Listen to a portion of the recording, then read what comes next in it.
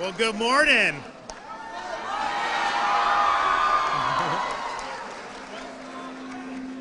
I see y'all ate your Wheaties this morning. Thank you. We appreciate that introduction.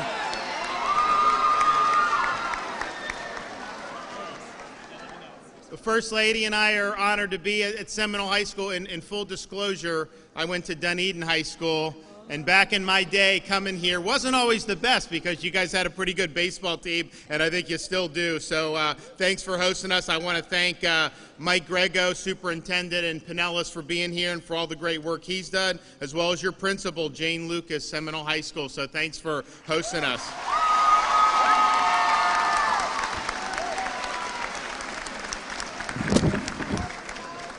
We've also got some other great folks who you'll be able to hear from, so I'll introduce them at the appropriate time. I saw a couple of representatives. I think I saw Chris Latvala and Linda Cheney. I don't know if Senator Rousson's here. I didn't see him, but if they are, welcome, and thank you guys for what you're doing.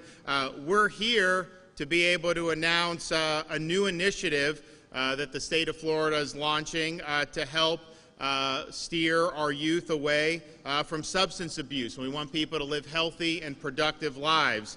So the Facts Your Future will be launching turnkey programs for middle and high school students that will be used by educators across Florida to empower our students with the knowledge they need to live drug-free lives and to empower their own future. I'm here and honored as always to be joined by my wife and Florida's great First Lady, Casey DeSantis. She's always fought for Florida's youth, and since stepping into the role as First Lady, she's reaffirmed her efforts to make sure that all young Floridians have the ability to thrive. And she's worked on things like resiliency and character development, maternal health, always been passionate about creating a society in which every Floridian has the opportunity to lead productive lives. The one thing, particularly people who are in middle and high school, the one thing that is the most frequent reason why people's lives get derailed and why they don't end up fulfilling their potential is because of substance abuse.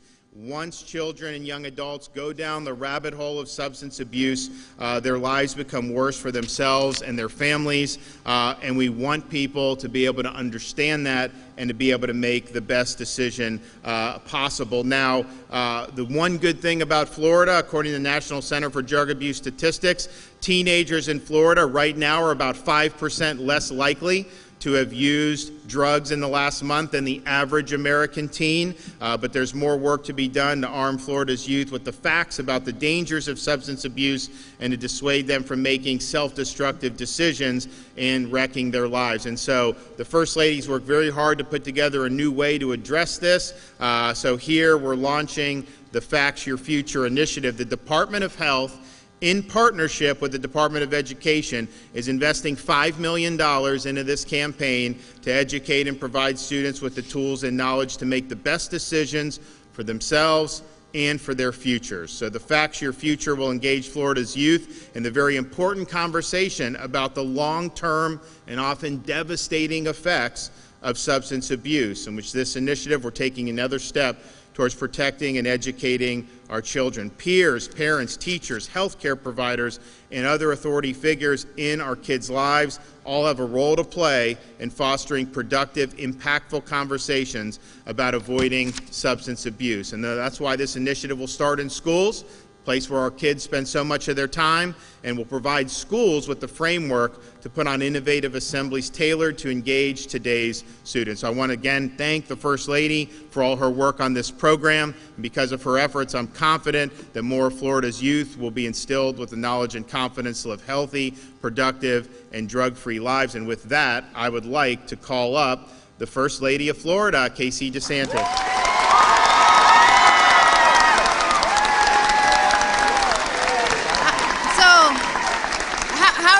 Doing?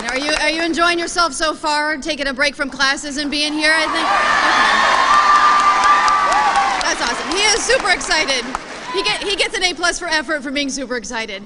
I'm very humbled and very honored and happy to be here for obviously a lot of reasons. And this has been a long time coming. Really, Cheryl Flema is going to be coming up in a second. We launched this in 2019. And looking back on that, I was pregnant with our third child at the time, and now she's almost 20 months. And I have a almost 5-year-old who you might notice will start dancing more and more the longer this press conference goes on. And then we've also got a 3-year-old. But this is really very special to be putting $5 million into a curriculum and a public messaging campaign that someday my children are going to see and you guys are going to see. And hopefully it will empower you with the facts to be able to make good decisions in life. So you'll be able to see, some people say it's just say no, but here's why. Empowering you with the ability to make the right decisions. And like I said, it really boils down into two main components. One is a public messaging campaign, and I'm excited because the people who put together Tobacco Free Florida are going to be putting together this. And if you've ever seen their ads on TV, they're very compelling, and they almost empower you again to make the right decisions. And then the other side of this is curriculum, and we'll get into that in just a second. But first, I want to show you guys a little bit of a video of what the good folks from Tobacco Free Florida are going to be starting to preview, and eventually you guys will start to see more and more of, and eventually you'll start to see more and more of it in a public setting. Take a look. Suffering grows in silence, and everybody knows someone that's struggling with addiction. So let's help that someone today, because that someone might get high tonight for the last time.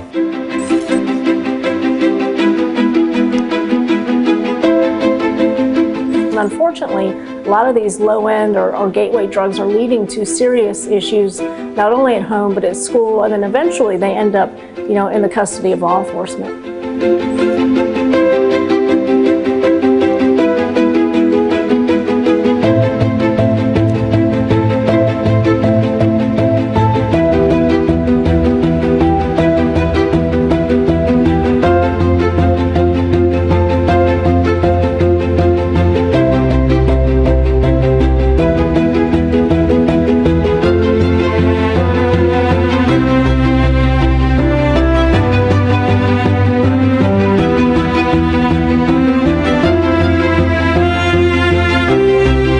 Learn best by having examples of what they do not want to become.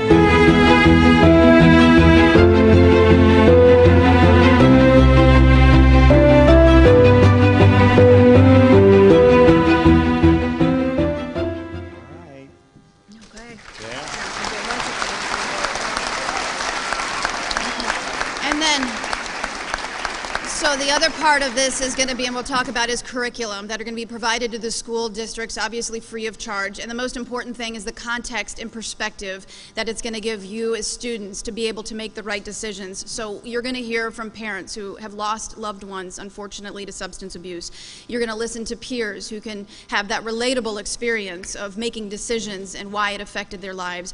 You'll listen and hear from recovering addicts and why they wish they would have made different decisions. And if they were in your seats right now, why they would tell you to make those decisions.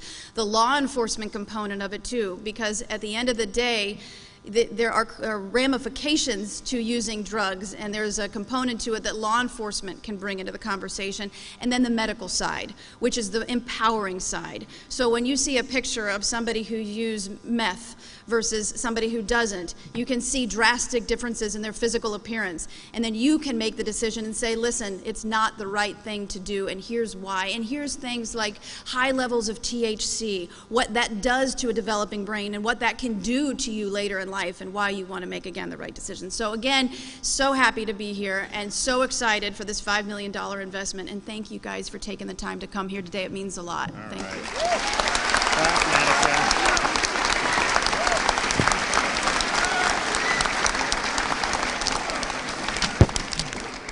So we're joined here today by Floridians whose lives have been impacted by drug use. First, we have Lori and Mark Serra, whose son Matthew attended Seminole High, was energetic, athletic, but became addicted to painkillers following a back injury. His life was tragically cut short, and he died of a prescription drug overdose. And following this heartbreaking loss, the Serras worked with the legislature to pass a prescription drug monitoring plan for Florida. And there's nothing more painful for a parent than to lose a child. Lori and Mark, the state of Florida, and myself and the First Lady offer you our heartfelt condolences. I thank you for what you've been able to do to make Florida a better place, and I'm in awe of your resiliency, and we're really, really fortunate that you have agreed to join forces with the Facts Your Future. So please come up here and share your story. Thank you. Yeah.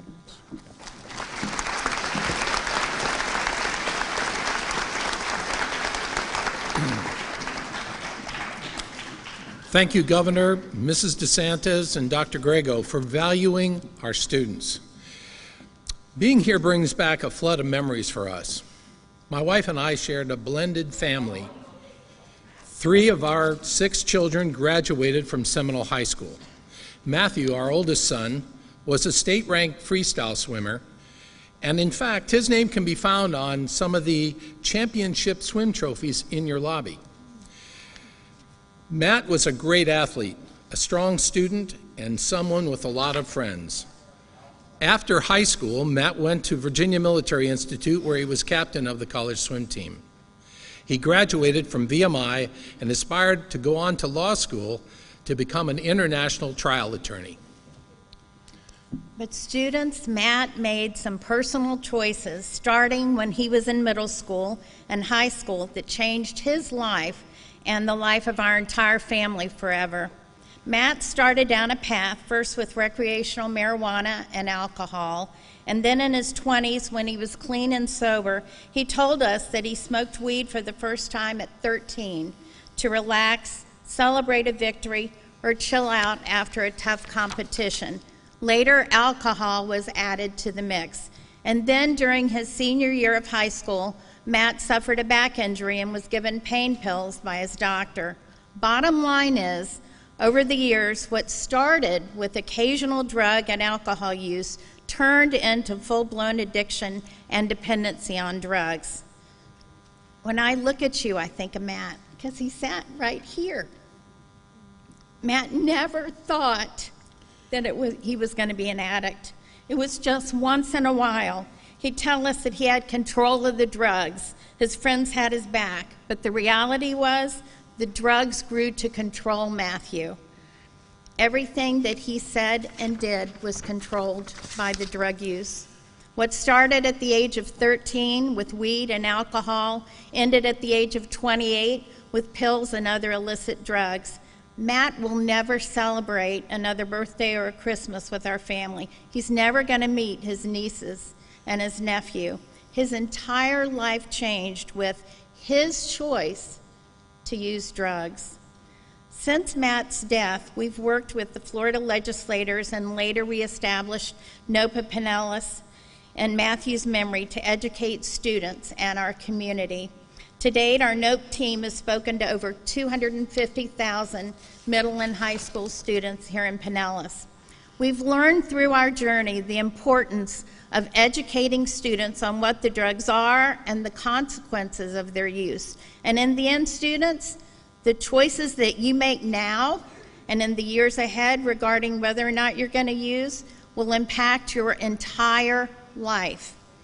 Last, we've learned addiction impacts not only the individual, but the entire family, their work, and our community. What does an addict look like today? It can look like you as a teenager, can look like a family member in your home, your neighbor, the guy who works at the store, the elderly lady that you pass on the sidewalk. Addiction impacts all of us.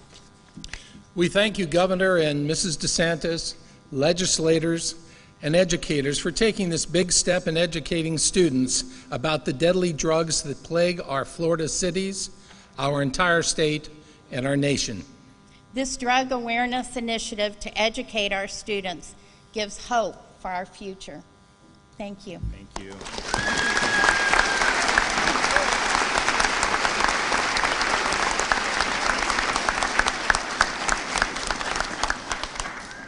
Dottie Groover Skipper is also with us today. Her son Mike went to FSU for the music program. He's a very promising student, but struggled with opioid addiction for 13 years.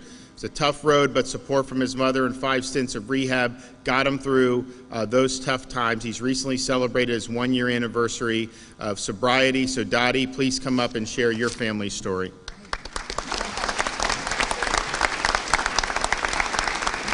Thank you, Governor and First Lady, for what you're doing. It is so important to raise awareness. Addiction most often begins with the hope that something out there can instantly fill up an emptiness inside. My son's journey, or rather our family's journey, began in his first semester of college. Mike had received a music scholarship to FSU for his talent in classical guitar. While working his part-time job in Tallahassee, he hurt his back, and one of his friends provided him Vicodin, and that was the beginning of his spiraling down in the opioid addiction world that has lasted 16 years to this day. There are no words, only tears for the pain a parent feels when they have an addicted child, no matter what their child's age is. You taught them to look both ways before crossing the street. You made sure they wore their helmet and buckled their seatbelt. You checked under their bed for monsters, but you never dreamed that the scariest monster would be living inside your child. Once upon a time, as a parent, you can fix it all, but now you can't.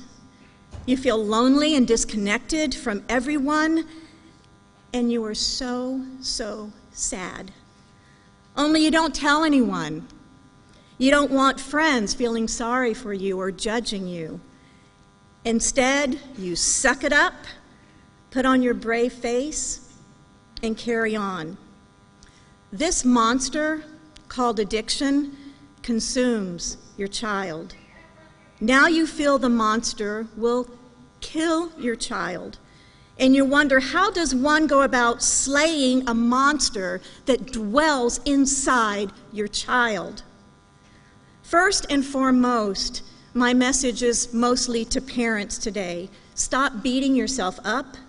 You didn't cause this disease. It is a disease, and there is so much to learn.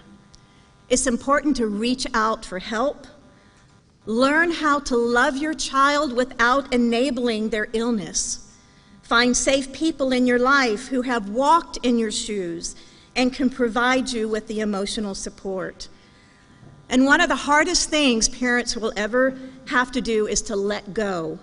Not letting go of your child, but of their illness. Let go of the urge to fix, control, and rescue them. It took me years to realize I was an enabler, and once I fixed that in myself, some things began to happen for the good. Let go of the over-functioning on their behalf, because allowing your child to feel the consequences of their actions will encourage them to seek help. You can't cure your child and you can't control them, but you can influence the outcome. You have to make the hard choices as a parent. Be open to learning and doing new things. Involve professionals to help you navigate the pathway from addiction to recovery. As a believer, I also live in the foundation of prayer and have a war room of prayer warriors who held me up and never, ever, ever allowed me to give up hope. Parents, love and love harder than any pain that you have ever felt. There are millions of families across America living in recovery and leading wonderful, productive lives. Although it may seem like the heartache will never end, it can, and it does for many. And it has for us. I am so, so very proud of my son Mike and the man he is today. Just last week, as the governor said, he received his 1-year sobriety chip, and he holds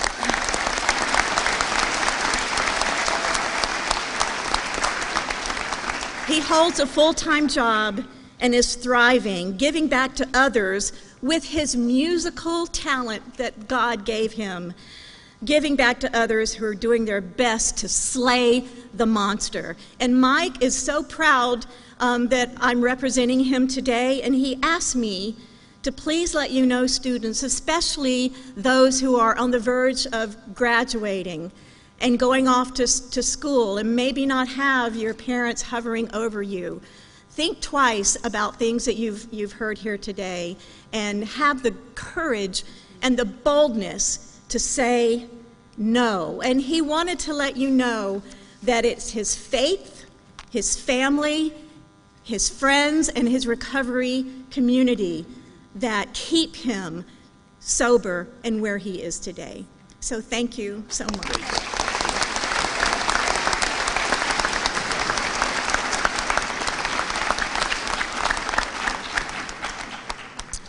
So we also have Derek Jenkins. He was an IB student at St. Pete High. When he was caught with marijuana on campus, he was disciplined, moved to another school, got mixed up with the wrong crowd. In 2013, he was driving his motorcycle while drunk. He crashed. He lost both of his eyes and severely damaged his brain in the crash. So he's going to come up and tell his story. Derek?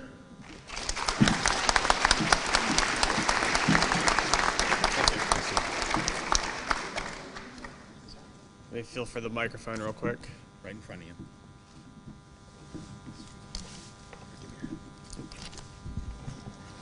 There we go. Thank you. Can everyone hear me? Yep. All right. Thank you for having me today. And this program that we're all just told about, I think it's an incredible opportunity to really learn about not just substance abuse, but unfortunately the consequences of those substances and how it can affect not just my life, but my family's life, my friends' lives, everyone around me, the community as a whole. Back in 2013, I made the very bad decision to drink and drive. I was on my motorcycle a month after my 21st birthday. At this point in my life, the world was mine. I was on a good path. I was accepted into the IB program at St. Pete High School, graduated class 2011, not through the IB program, got caught up in the wrong crowd, growing up as kids do, but on that same note, kind of continued to not live recklessly, but make reckless decisions. November 5th of 2013, I made the decision. I don't remember. I remember barely any of the year 2013, but it is a day I will never forget. I ran into a construction truck on my motorcycle after drinking and driving, leaving a car show.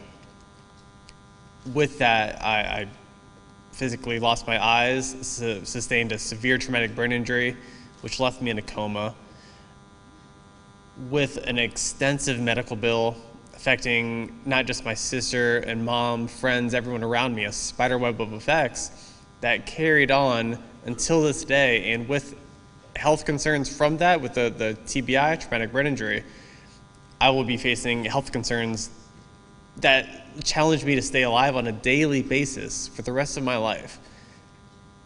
I say this all to boil it down because I made one decision. How one decision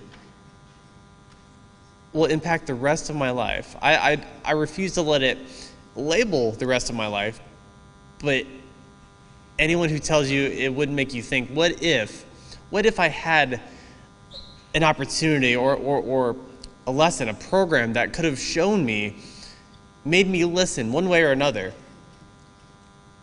what can happen with drinking and driving. I'm sure I could speak for many of us. At least my thought, oh, what are the odds that would ever happen to me? Or a substance abuse overdose. Oh, that would never happen to me, this or that reason. I'm born and raised right here in St. Pete, like I'm sure many of us here. I am the example of what can happen, and I promise you, it's not worth it.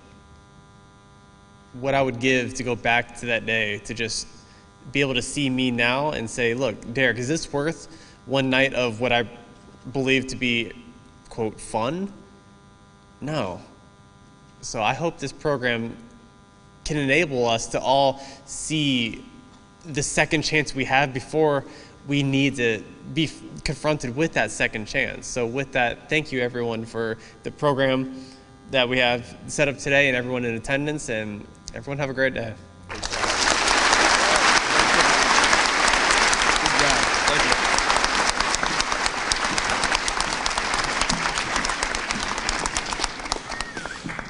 Okay, I'd also, it's my honor to introduce our Surgeon General for the state of Florida, Dr. Joe Ladapo.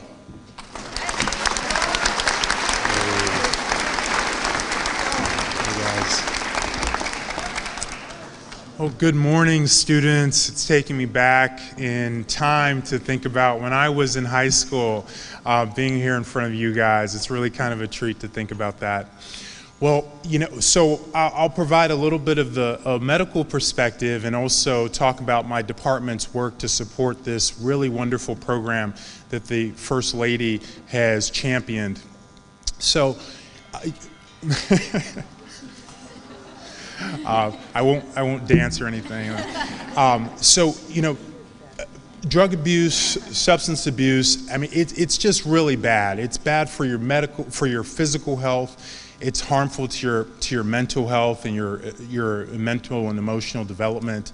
And it is also a risk factor for lifelong addiction, which is just really tough on people. I've taken care of a lot of patients. Many of the patients I've taken care of in the hospital are there because of, unfortunately, some problem with addiction. So it's just a very tough road to go down, and it's, you know, and it's so important to do what we can, especially at the age that you guys are at, to try and help you make an informed decision when those pressures to, you know, potentially engage or try different substances present themselves. So in our community, in terms of the resources we have to help you with that, parents, of course, that's number one. You know, I remember my parents encouraged us to avoid drugs, and that's the most important component. Your pediatricians, I know your pediatricians have probably talked to you about avoiding drug use and the harms of using drugs.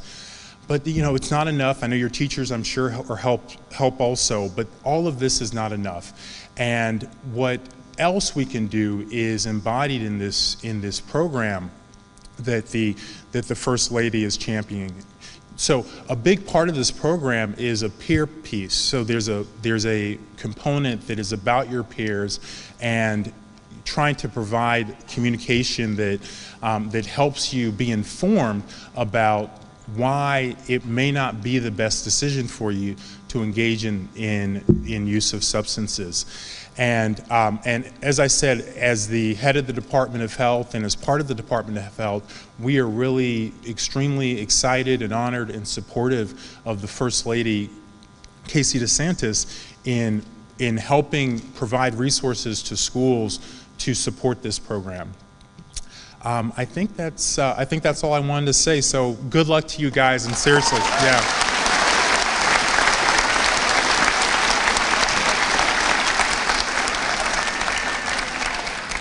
I'd also now like to welcome Dr. Eric Hall, the Senior Chancellor, Florida Department of Education.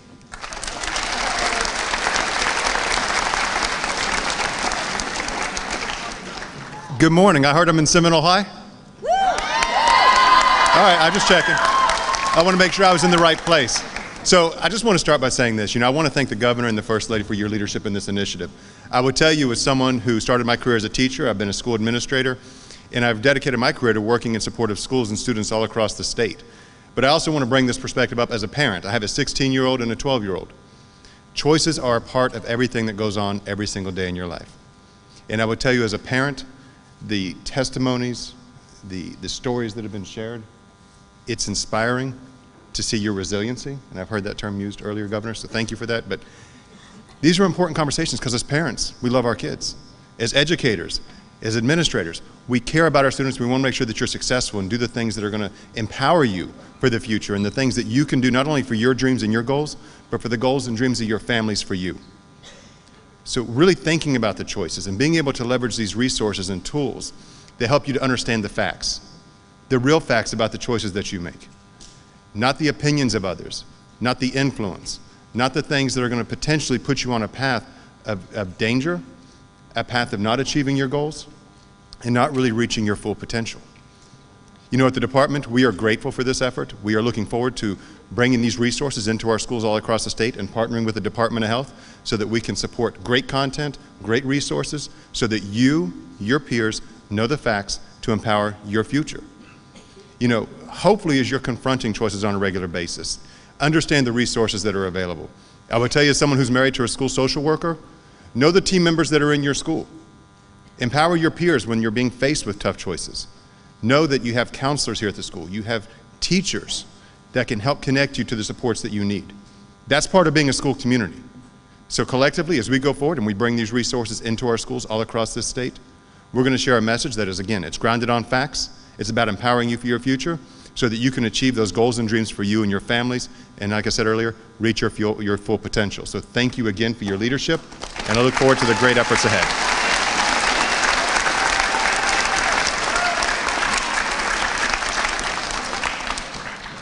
I'd also like to recognize the First Lady's been working on these issues for a number of years, worked closely with a lot of law enforcement agencies throughout the state. One of the guys who's really been a great leader and a great ally has been the sheriff of Seminole County over in Central Florida, Dennis Lima, and so it's an honor for me to welcome the Seminole County Sheriff to Seminole High School here in Pinellas County.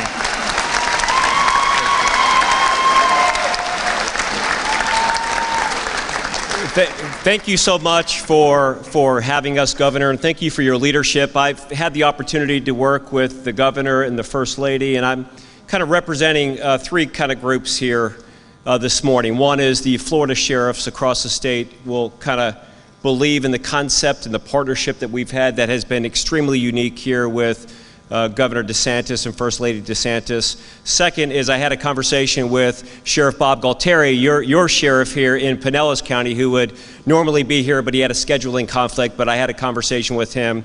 And then mostly somebody who's been working in very close proximity to this administration. Governor DeSantis recognized early on that overdose was a crisis in our state, and put together a statewide opioid task force by executive order, and that work of that group has done just a remarkable job. And First Lady Casey DeSantis, when I first met her, I was so inspired by her drive, her passion, her willingness to dig in, and I tell you, we could not have a better ambassador for all of the vulnerable populations, whether it's our youth, whether it's people suffering from substance use disorder or mental health. Every time that I talk with you, First Lady, it makes me want to be a better sheriff, a better father, and a better citizen. So thank you for your leadership.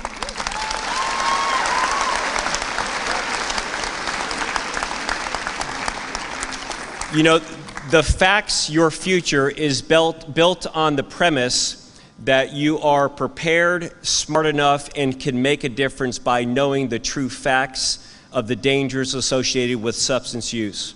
I think that we know that abstaining or simply saying no is the best strategy, because once you start, it is incredibly difficult to stop. But the most recent stats across this country is there's anticipated to be 100,000 U.S. citizens die of a drug overdose in just this year. And unfortunately, with the presence of synthetic opioids, fentanyl, which is 100 times more potent than morphine, 50 times more potent than heroin, and the presence of carfentanil, or a microgram, not even enough to be visible by the human eye, is a lethal, deadly dose. We're seeing this mixed in all types of substances: marijuana, tobacco products, cocaine, and unfortunately, when somebody takes it, they go out and they're gone immediately. This is why we're having record overdose and record overdose deaths. This is 100% preventable. If you can do simple things, two things I want you to remember. One is ask for resources and make sure that you're familiar with the life-saving drug naloxone. It's an opioid antagonist. If you have somebody on this journey around you that's close to you or in your family, you can get it from any pharmacy. It quite literally reverses the effects of the overdose. The second thing I want you to be aware of is a law called the Good Samaritan Law, that if you are ever in proximity of somebody who overdoses and dies or goes unconscious, if you call 911, you don't have to worry about, in most cases, criminal prosecution. We want to save lives, get people revived, to do whatever we can, while at the same time holding drug dealers accountable like never before for selling deadly doses of narcotics. COVID-19 has brought in greater complications of this crisis. Sheltering in place, wearing masks, all of these things have turned people to their substance of choice at greater numbers, but we can fix this with the leadership of our First Lady and our Governor and your effort. Thank you so much for being here, and thank you for allowing me to share a little bit.